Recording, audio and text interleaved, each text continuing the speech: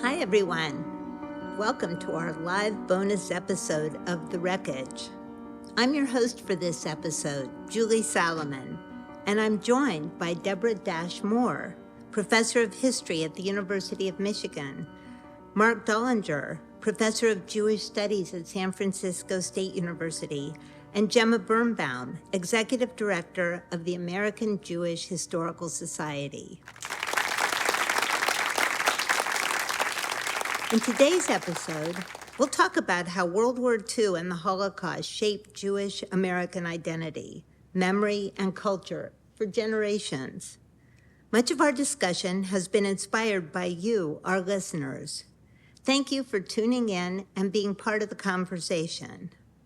I'd like to begin with a special shout out to Rebecca Naomi Jones, star of Broadway and Off-Broadway, who narrated our series.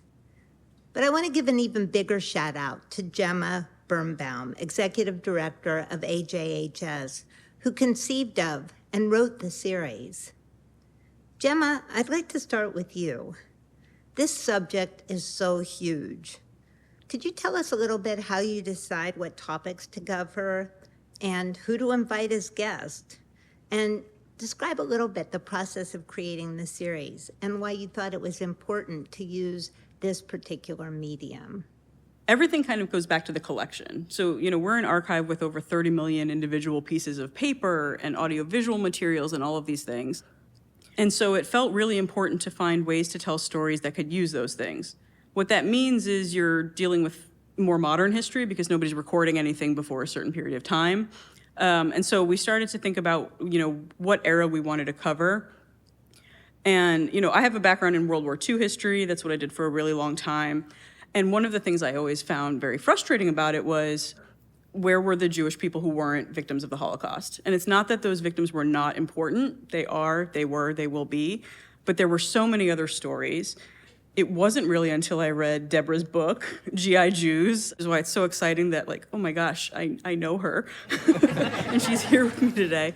That I started to see some of the things that felt like they reflected the family history that I knew, and that felt not just unique to, the family history that I had, but also that I knew a lot of American Jews did. And so we started with something that I felt like was relatable to a lot of people, just based on, whether their family had a World War II story or not. And a lot of it was because of just sort of current events. And so, this is ultimately leading into a Cold War story. We had originally wanted to just do something about the Soviet Jewry activist movement and kind of realized early on we needed to start earlier, that people didn't necessarily have the historical background of what was the relationship with the USSR, what is the relationship with Russia. And so it all kind of came back to that. And some of it was also opportunity. I get to work in a really great scholarly community, and so a lot of these interviews were especially as we're starting this and we don't have a reputation yet and we're really trying to build something, I'm just gonna ask my friends. And they're gonna sit and they're gonna talk to me for an hour, and then we're gonna see what comes out. And there's a lot that gets left on the cutting room floor. There's a lot of things that we didn't get to talk about, but when you're honing the story, sometimes it really just has to, what is the most important point? And what's the one thing you want somebody to take away from an episode? We found 8 points, and that's the 8 episodes. And I think every single one of them, whether they're 22 minutes or whatever, they can all kind of be drilled down into one sentence. And I felt like that was the power of each of them. Everything uses collection materials from AJHS and from other archives. Nothing that we do doesn't. And I felt like that's what was going to guide the series. Whenever we're lost, just go back to what's in the collection. That's great. And one of the things I want to ask all of you really is how you as teachers use this kind of material in your classrooms. But first, Deborah, Gemma raises a really interesting point about the Holocaust being such a central focus of Jewish memory and culture throughout the world, but especially in the United States, I would say, for the past many, many years. And yet, as an educator, seeing new generations of students come of age, come to the University of Michigan to learn about history, how do you integrate the Holocaust, what they learn about World War II from movies or whatever, or jokes about Hitler, I don't know. How do you see a difference in your students now and maybe 20 years ago and what they bring to the classroom in terms of their feelings about Jewish history? Oh, wow. Julie, thank you for the questions, and there are a lot of them there. I'm going to start just with the Holocaust and World War II to connect the GI Jews piece, because that was something that I felt also when I started the work on the book itself. I knew that my father and all his buddies had been in military service in all these different branches of the military. And I was really aware that there was just no way that their distinctive Jewish experiences resonated, because they were folded into a general American experience. And when you said Jewish and World War II, people immediately thought Holocaust. So when I teach, and I do teach GI Jews, at least usually I use some clips from the documentary. The students 20 years ago all had grandparents who had served, because, well over 500,000 American Jews served. So they went back to their grandparents, and it was like, oh, they could connect. And I would hear from them about how this interest on their part in what their usually grandfathers had done made their grandfathers open up about something that they had never spoken about before, which was great. Now, it's different because it's 20 years later. And for many of the students who were born in the 21st century, the 20th century is very much a closed book. And so it's really crucial when you do a podcast like this to try to bring out just what was happening there in the past, because 1945 could be, 1545 for the students. It's so utterly different and distant. There are real differences. This can be both for you and Marc and Gemma, for the historians here in the room. But it's an interesting question because I think the Holocaust has become so dominant, partly, I hate to say it, but because of its maybe Schindler's List, or maybe it was the Eichmann trial being broadcast on television, or the Holocaust miniseries in the late 70s, and then museums and all these different ways it's a horrible, great story, right? So much tragedy, so many stories to tell. It's just amazing. And then how do you integrate that as teachers into telling the full Jewish story of Jews in America? And Marc, you had said something that there is this kind of narrative line between World War II and the Holocaust to the post-war generation. And how do you see the way that line is popularly perceived? And how does that bump up against maybe the complexity of reality? Yeah, I was going to say, because I teach in a department of Jewish studies, I'm teaching the Holocaust pretty much in every class. It is a profound educational and personal Jewish challenge to teach this subject. On one hand, our job as scholars and as educators is to give them the information for the midterm, but to be real about what it is we are describing makes it an impossible task. For my Intro to Jewish Studies course, I get one class on the Holocaust. This is a pedagogical and personal challenge. So I reached out to Professor Kelly Mitter, a Holocaust studies scholar, and I said, how do you do it? And she said, go to the archives, now we'll talk about the archives, and get some personal testimonials of survivors and just read them for 75 minutes nonstop and then walk out the door. And I said, my students would never forgive me. And she said, and what are you as a scholar going to do to make a lesson out of what happened? Because there was no lesson there. I opted instead to go to my students. Very few Jewish students at my university, so they're all coming into a Jewish studies course that's going to cover this from a position of not knowing much growing up. And I said, what don't you know and what do you want to know? And they said, what happened and how did it happen? Most students do not like textbooks. I went and got the textbook on the Holocaust. Not that they love it, nobody loves that topic, but in terms of what they're learning and how they're learning, there is a sense by the time in my anti-Semitism course where we spend a month on this, they get a feeling that that class was worthwhile because something they couldn't personalize, they now can. And I'll just share that 2 days ago, a student from my anti-Semitism class last spring asked me for a letter of recommendation. And she said, before that class, I was going to go into international business, and now I'm changing it to international relations because I need to help make sure that doesn't happen again. Wow, that's fascinating. And it's interesting. I mean, I don't know if you heard this, with our new vice presidential candidate on the Democratic ticket, Tim Walz has this story now that he's telling that he was teaching a high school class in rural Nebraska, and as a class project, they learned about the Holocaust.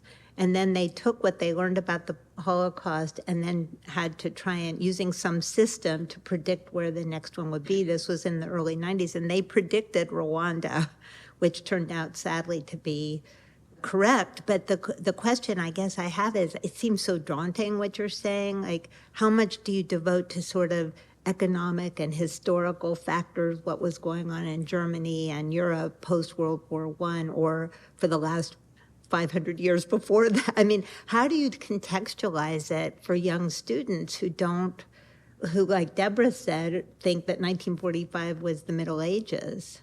So this is where I guess the profession of history helps us because they have to write a paper.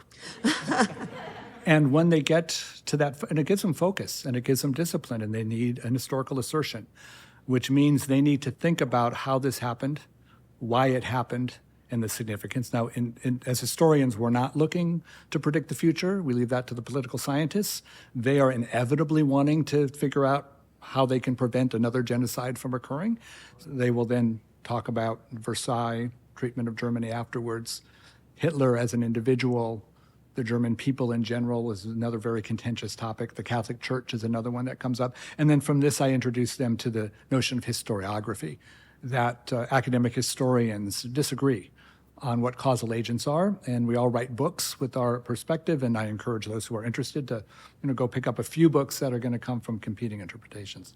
Thank you. So Gemma, if you could talk a little bit more about within the context of the series, because I think what we're talking about is sort of the intersection, right, of all these things, the Jews who lived in the United States for 4 generations and then went off to be G.I. Joes, the chaplains, I loved.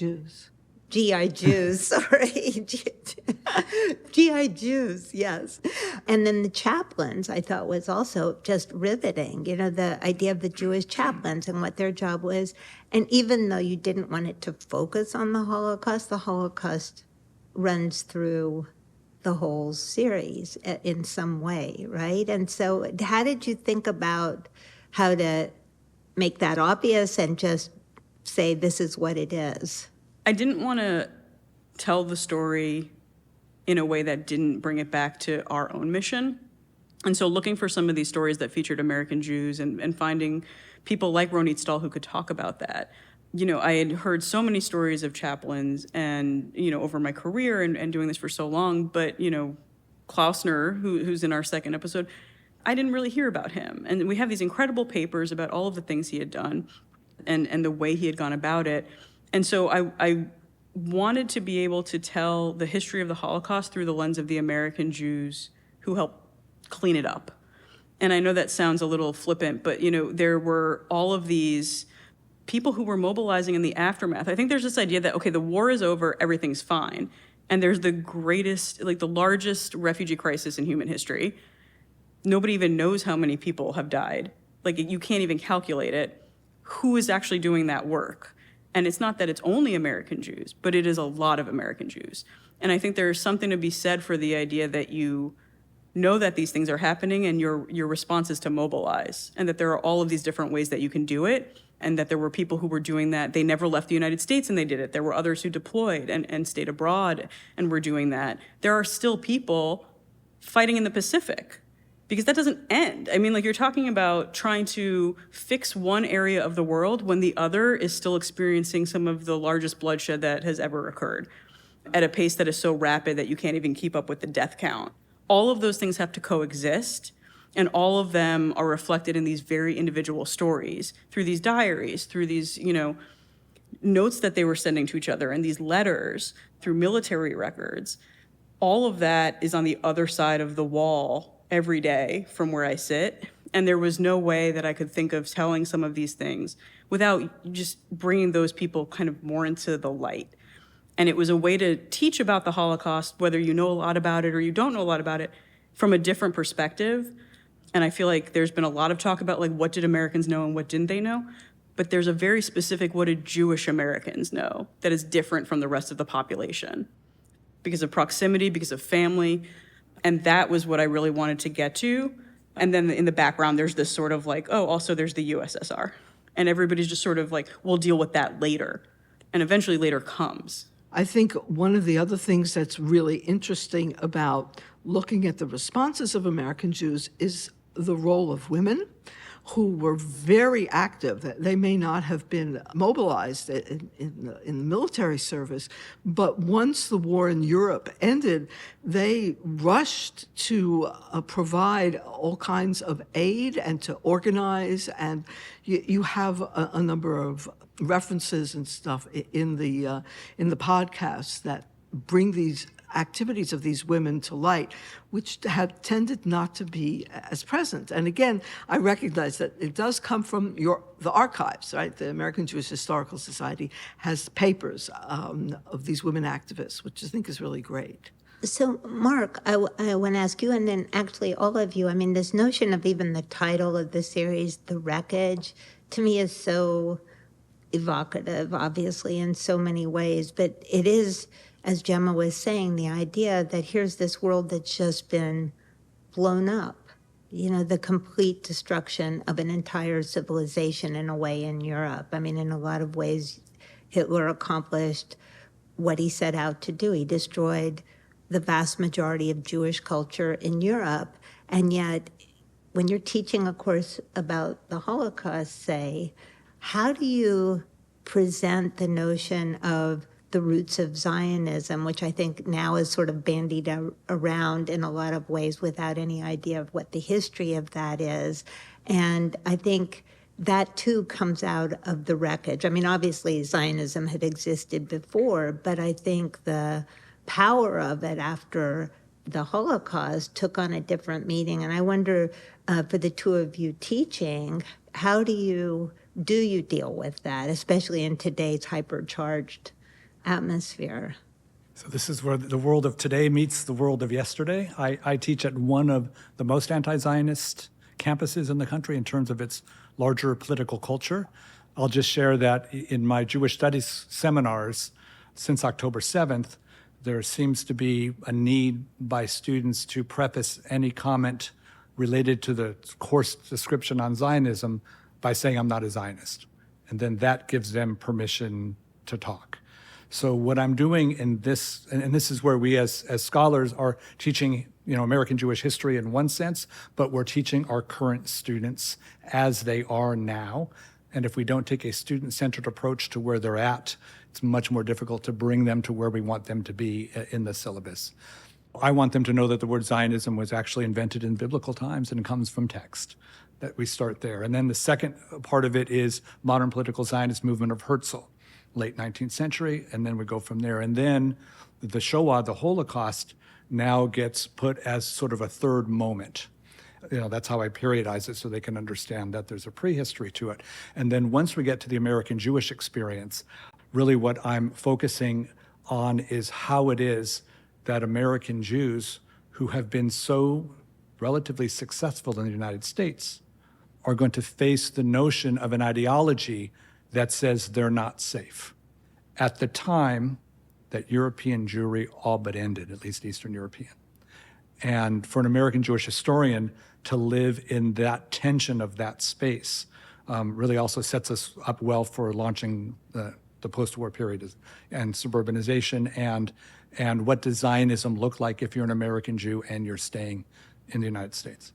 How did the students respond to it? I'm just... Okay, there is a power differential, so they do smile and nod at me when I do that. I don't know what they're saying when they're walking down the hall after the class is over. The feedback, though, that I am getting and that I do get from them is usually a big inhale and exhale and an appreciation that there was a moment and a time to pause and to get a sense of a bigger, more complicated picture, and an understanding that when they hear vocabulary out in the student quad, that there's more to those words than what they're hearing there. I have to be clear, my job is not identity formation because I'm an academic and a scholar, and I also have to say, especially in the current political climate, I am, of course, a Jewish faculty member in the Department of Jewish Studies, in this case teaching about Zionism, and then you link that with the Holocaust and genocide, and then you put that to today, and it's all out there. So I have a slightly different approach. And part of what you said, I do also in terms of the history. But when I get to the post-war period, I share with them clips from the movie Exodus. And those clips show them how American Jews invented an Israel for the silver screen, an Israel that was very popular among Americans more broadly. What relationship it actually has to the actual Israel, that's a whole nother matter. But in terms of popular consciousness, Exodus, the book first by Leon Uros and then the movie, it swept America. To the extent that when you have the war in '67, you have reputable publications like the New York Times describing people, generals, in terms of the fictional characters of Exodus. The casting of Paul Newman also probably helped. Oh, a yes, lot. Paul Newman was very attractive, yes. So in the Wreckage podcast series, we moved from the refugees in Europe coming here, and then we're in the late 1940s. And by then, obviously, we're no longer allies of the Soviet Union. And in the first episode, it's so riveting looking at the way Berlin was divided and the governing of Germany. And it's so hard to even imagine now this whole idea of, okay, you won the war, now what? But then this great fear of communism becomes so overwhelming, so dominant. And there's a Jewish aspect to it that is a little frightening, actually, to read about in retrospect, because there were so many specters of the Jewish problem kind of reasserting itself in a way. And I was wondering, as teachers and as scholars, how you deal with the communist period and how you decided to deal with it, Gemma, in terms of the podcast series. So some of this also was me sort of channeling anger and like trying to figure out how to deal with current events. And there was this sort of trend it doesn't seem like it's a lot of people, but it's a loud number of people who seem to think Stalin wasn't that bad. He was really bad. I mean, you're talking about millions of people starving, millions of people being murdered. One of the things I found the most sort of enlightening, even just in doing these interviews with the scholars for the episodes, was when Hasia Diner mentions, this idea that a lot of the majority of refugees that come to the United States after the war who are Jewish are from the Soviet Union. But they don't say that they're from the USSR. They say that they're from Germany because they're going to be treated better if they think you're a German Jew than if you come to the United States and you say you're from the Soviet Union and a Jew. And that's because increasingly they are the enemy. The Soviet Union is the enemy. Germany is just sort of, they've been defeated. They're puttering along. The Allies are governing those things. And so there was, as we look at sort of political situations now, it's not our job as historians or as people creating these things to comment on those, but it is our responsibility to create understanding of historical context. And I couldn't live with the idea that people thought Stalin might have been not that bad, because it's just indisputably terrible. Yeah, but I'm going to ask the history professors here because, yes, true, but I think there was a feeling among idealistic Jews here, probably more in the 30s, about communism that wasn't really related to what was going on with Stalin, that ended up having really very devastating repercussions for them. And I wonder how you guys have dealt with that as historians and teaching your students, or if that's something that you haven't really dealt with too much. Well, okay. So the people who suffered in the anti-communist purges and McCarthyism generally, some of them were communists. They supported the Soviet Union, they idolized Stalin, they found excuses for the Hitler-Stalin pact, right? They were, I'd say for Brent, the communists. They really believed it. But then there were a whole bunch of other people who fell into this category called fellow travelers, who supported socialism, left-wing, the Popular Front, especially in the late 30s. I mean, after all, who was opposing Franco, right, in the Spanish Civil War? So they may have joined these other organizations, these Popular Front organizations, and no, they didn't sign on the line. They weren't communists. And when the Hitler-Stalin pact occurred, they moved out of the Popular Front. But after the war, they're targeted as well, not just the communists. And they are among the ones who suffer, I would say, most severely, because they're faced with what had been okay to do back a decade before. You know, in 1937, it was okay. And then in 1947, it's not okay. And how to deal with being asked for names, right, if you're called up, or being faced with blacklists in a whole bunch of different industries. So it's a really complicated situation to try to explain both in the classroom, but even in general, because all of these people take very different positions. And next to the fellow travelers are all of their friends who may not have been fellow travelers, but who know, this was a good person, you know, and this person doesn't deserve to lose a job. And this, right, it's really tough. Marc? I like to make a case for Jewish studies in general and American Jewish history in particular, which is to say, at least in the humanities, I think studying the Jews can give scholars in other disciplines insights, perspectives, and understandings that they won't get in any other discipline. Even if that's not true, I'm just going to make that case. And the question you asked is perfect, all right? Turns out there was a whole lot of Jewish communists when the Cold War began.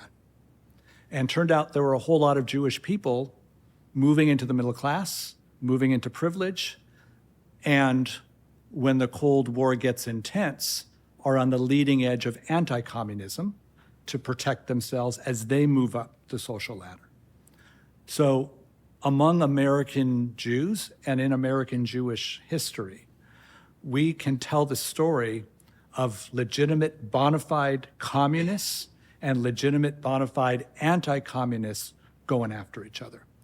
And the Rosenberg trial, Professor Moore can tell us more about it, had a Jewish defendant, Jewish prosecutor, Jewish judge. I don't know if the bailiff was Jewish. But if we just take the snapshot of that scene. The jury was not Jewish. There we go. And that, right. So how does that, a snapshot, a photograph of that room, reflect the complexity of American Jewish history and then the complexity of what it is to be Jewish in anti-communist America? That is a really fascinating way to look at American history. And I'd like to take both of your courses. It sounds really terrific. So looking back at these events and looking back at this moment in history, I think depending on when you were born, you might be able to see the line between the wreckage, the post-war years, and where we are today. But as you said, these are generations later. You have students who were born in the 21st century, as Deborah said. How do these events, do you think, continue to impact Jewish identity, communities, politics, everything? All of these, incredibly complex, divergent things that came out of the war for the whole world, but I think for Jews in particular because of the Holocaust? That's an exceedingly big question because there are a variety of different strands. So one of the things that we didn't get to in the first series particularly are the roots of American feminism, which is also Jewish and which plays out in really important ways in the 21st century, and that the students have been affected by it, often through their families and their mothers and specifically. That's another piece of the story. Now, does it matter that Betty Friedan, was on the left and writing for, a left-wing communist magazine as a journalist before she moves to the suburbs and discovers the problem that has no name, as she calls it? That's another strand that one has to be sensitive to. So some of the things that we've mentioned get channeled into other areas. I think civil rights is another one of them that reverberate today as well. I'm glad you brought that up because I wanted to ask Marc about that. Because when you said that, if you look at the communist situation, sounds so strange, but the whole variety of things that emerged from communism, and with Jews being on sort of all sides of that issue, and then civil rights, post-war, Hubert Humphrey giving that great speech at the Democratic National Convention, and the civil rights movement really starting to take root. How much of that was a product of many things and have been going on in this country for many, many years, but did the Holocaust, what was the effect of it as a catalytic force? Another really easy question. So let's take the contemporary moment, and we'll take 3 letters of the English alphabet, D, E, and I, and we'll put them in that order, because when you put those 3 letters in order right now, it causes a lot of consternation amongst many American Jews, diversity, equity, inclusion. Certainly post-October 7th now, no Jewish person can be seen as privileged after Auschwitz. The impact of the Holocaust in American Jewish life, and certainly the rest of the Jewish world, is unimaginable to think that this genocide could have occurred at this time in this place. So there is, in the consciousness of American Jews in the post-war period, a sense of vulnerability and fear and memory, first-person memory.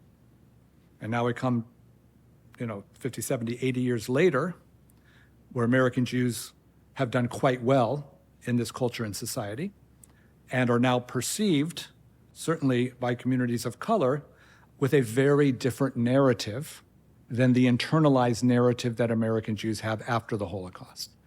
And I find, whether it's civil rights movement or the current climate on my campus and on others, is really the crashing together of 2 different historical narratives.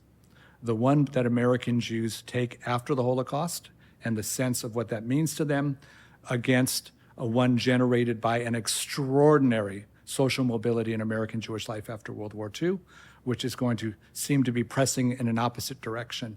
And then I think we're sort of almost hopelessly divided between the 2 narratives. I mean, we could do a whole seminar just on that subject. I did want to ask... Wait, can I just interrupt a sec?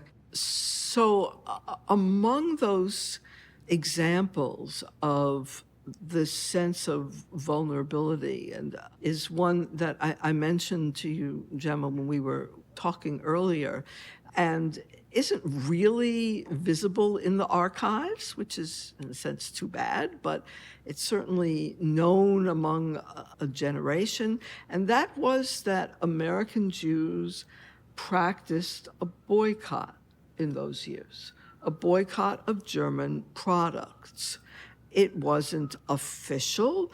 There were no pronouncements about it. It just was really widespread among American Jews. So yes, as they were moving up, but they didn't buy the nice German, equipment that they could have bought for the kitchen or the cars or whatever. It just, and it lasted, really until the baby boomer generation came of age, and they were tempted by the Volkswagen, for example. It's a sign of what you're talking about, the way in which the consciousness of the Holocaust is internalized, and the feeling that we're going to do something. We're not talking about it, but we're doing something. I'll add just a personal anecdotal story. When I was in graduate school, I was teaching in a synagogue, and the rabbi drove up in a BMW. And I kind of flinched, that the rabbi would drive that car. And then there was on the pages of the Los Angeles Jewish newspaper a debate in contemporary times about whether it would be acceptable, for Jewish people to stop that boycott. So interesting. I was saying that to somebody the other day, that whenever one gets discouraged about all the different ways one can get discouraged about contemporary times, you do have to look at Germany, that in 1945 was looked at as the scourge of the world and the most terrible country ever, and Hitler is still the most popular villain available in popular culture, and yet Germany itself has evolved into one of the more progressive and successful countries in the world. And so I guess that's a little bit of hopefulness here in the middle of these discussions. Gemma, I did want to ask you, because the series definitely really cuts a broad swath coming out of this, and even though it's in such a relatively short period of time, and one thing you do deal with that I do want to mention, because it's such a great episode, is the episode on the development of the atomic bomb. And the interview with Kai Bird, which is so good. And even if you've seen the movie, it's still, I think, added so much depth and resonance to that story. And I wanted to know why you decided to particularly include that. I mean, I can guess why, but what it was about that you felt was so important to include in the series. So some of it is like trying to follow a narrative that's sort of that like cumulative storytelling. And so if you're going to, from the American Jewish perspective, talk about the end of the war in the Pacific, you have to kind of do it through Oppenheimer. That's the American Jewish story. He's not necessarily observant. He's raised in, this other sort of like humanist tradition and religion, but ultimately comes to sort of find a sort of reconciliation in his Judaism and what that means. And so if you're trying to, figure out a way to do that, he was the easiest way to do that. I also really wanted to meet Kai Bird. Like, I love that book. I loved it 20 years ago. And so, him immediately replying and saying like, oh yeah, I'll come talk to you. I live like 10 blocks away was the coolest day. And so some of it was also taking advantage of the fact that we do have this like intellect that is very nearby. And that was coming off of a movie. It was, there's also real value, especially if you're looking at something trying to broaden an audience, in using somebody that's immediately now recognizable to millions of people. You don't have to explain too much who he is to get into the heart of the matter. And so it makes it a lot easier to kind of introduce a very complicated story effectively because Kai already did. And then this movie already did. And so somebody who wasn't necessarily, was a household name, sort of has this fall from grace in this way after the war, and is now a household name again in this way. It was a really interesting way, I think, to kind of end the chapter of ongoing conflict. And then the way Kai tells it is just so interesting and so beautiful and really kind of emphasizing how complicated a lot of feelings are. And that Oppenheimer wasn't the only one who had those complicated feelings, and that we're still debating it 75, 80 years later. That was the part I found really kind of interesting to explore. Not to mention the fact that AJHS has the Strauss papers. Oh my goodness, those papers. I think it's funny because requests for those really went up after the movie came out, but they have nothing to do with the Atomic Energy Commission. It's all about his work as, helping refugees in Europe and doing so very effectively. And so he's portrayed as this utter villain. And then you look at these papers, you're like, he's helping like hundreds of people escape Europe. And you having to hold those two ideas at the same time. And the fact that, we sometimes, I think, try to put people into boxes because it's the easiest way to understand. That man cannot be put into a box. I mean, like everything about his life was kind of a contradiction in some ways, but also perfectly kind of reflects the background that he had. But yeah, and suddenly all of us, like, we were like, why is everybody requesting these papers? Oh, Robert Downey Jr. It's a very interesting thought that you have just made me think of, which is this dichotomy that with the Holocaust, it's the Jewish victimization, the horror of what happened. And then in Oppenheimer, it flips, right? Oppenheimer becomes part of the oppressor if you look at the bomb as a terrible thing, although I think Gemma had mentioned that a lot of young people today didn't even realize that the United States was fighting Japan, or maybe Deborah, you were saying it, that a lot of young people didn't realize that Japan was fighting the US at that time. And I was wondering for Marc, Deborah, again, do you deal with that sort of complexity? And maybe that's what you're saying is the value and beauty of history and these archives, that things don't necessarily line up into good guys and bad guys as we kind of would like them to in popular culture. It's one of the things I love about my undergraduates. It's developmentally appropriate for young 20-somethings to be engaged with grand philosophical and ethical questions that they are confident they know the answer to. And the notion of dropping the first bomb, but actually the bigger question is the dropping of the second bomb, whether or not that is just a great opening for them. And then generally they will go off in a very uninformed way, mostly in a performative nature. And then that gives me an opportunity then to bring in a lot of the other historical data and what it would have been really like to have been the one to have had to make that decision, to have to weigh and assess what's going to be horrible on one side against something that's horrible on the other, and then how do you move forward there? And then they tend to get very quiet very quickly, and then that's when I have a sense that we're moving forward well. Great. Deborah? Actually, I don't discuss the bomb, which is really interesting. I don't have a particular narrative to tell you about that. I do think that the good guys, bad guys simplicity is easily confronted, as it were, right? And you mentioned the Rosenberg case, and that's one of the places where I do that, because you've got, Julius, and then you have Ethel, and Ethel, is she really guilty? Should she be killed together with her husband? And then you got the brother. You didn't mention him, right? So the family drama, and it's his testimony that's going to convict his sister and her husband in order to protect his wife. And then you've got so you've got the Park Avenue judge, the boy judge, very talented young man, right? A privileged upbringing, so different from the poverty of the Lower East Side, of the Rosenbergs, and the prosecutors, Roy Cohn, and anyhow. It's a really complicated story, and that's the one that I tend to use with all of these Jewish protagonists, as I said, with the exception of the jury. And the foreman of the jury was feeling, very good. He said, because there were no Jews on the jury, so it was an objective jury, he felt, judging the Jews in the case. Yeah. So I think we're getting close to the end of our time. So a lot of our listeners, and I felt very much the same way, have said that they thought they knew this period of history very well, but listening to our podcast series, they learned so much. And I was wondering if this is for all of you, if there was anything in this series of 8 episodes that didn't make it that you wish had, that would have rounded out this discussion.